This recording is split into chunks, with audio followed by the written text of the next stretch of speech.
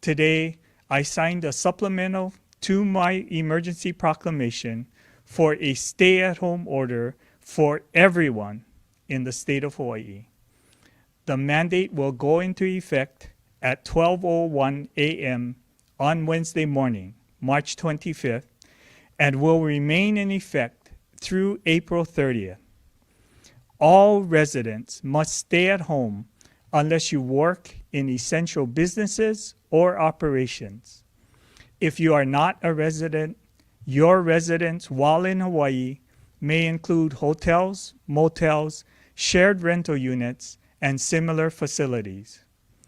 To ensure that our state continues to provide essential core services, there will be exemptions. These include categories such as healthcare services, grocery stores and pharmacies, banks and other financial services, food production and farming, public and private schools, restaurants offering takeout services, hotels and motels, construction, and essential government functions. Residents can also leave their home or place of residence for various needs, including healthcare, purchasing food, medicine, and gas, taking care of elderly, minors, or those with disabilities, returning to a place of residence outside of Hawaii, picking up educational materials for distance learning, receiving meals and any other related services, and outdoor exercise. This includes surfing and swimming, as well as walking pets on a leash, provided that social distancing measures are followed. The homeless are strongly urged to obtain shelter through the help of government and other agencies as soon as possible.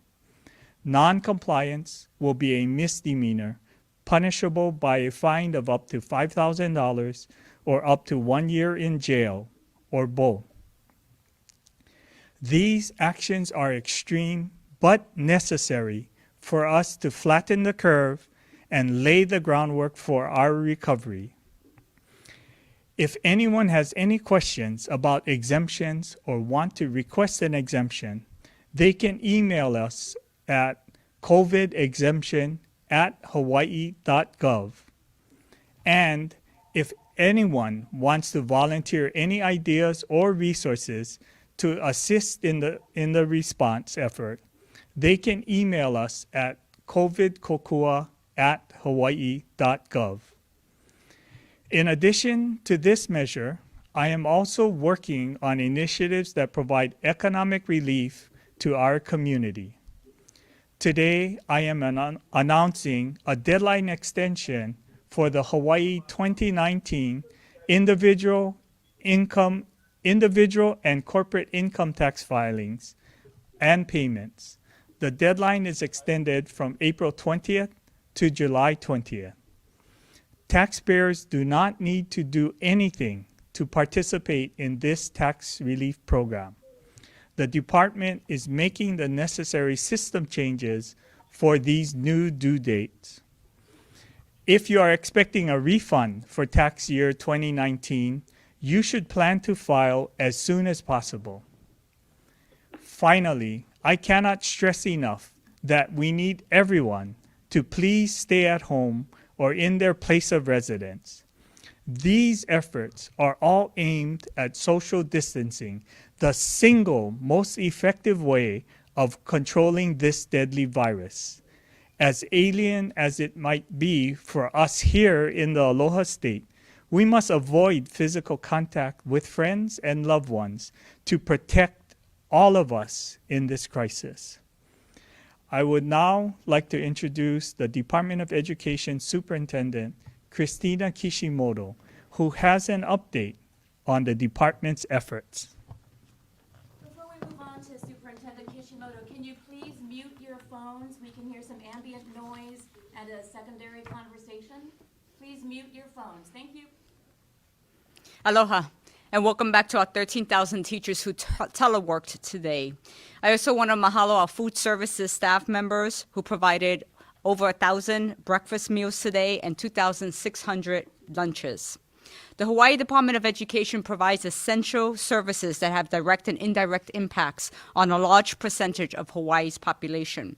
Because of the diverse population Hawaii DOE serves, including special ed students, foster children, students without homes, there are thousands of instances that we can share where a shutdown of the public school system could potentially do more harm than good. Hawaii DOE plays a vital role in the well-being of our children. The department has a responsibility to stay connected through attendance and continuity of education while providing enrichment opportunities for our students.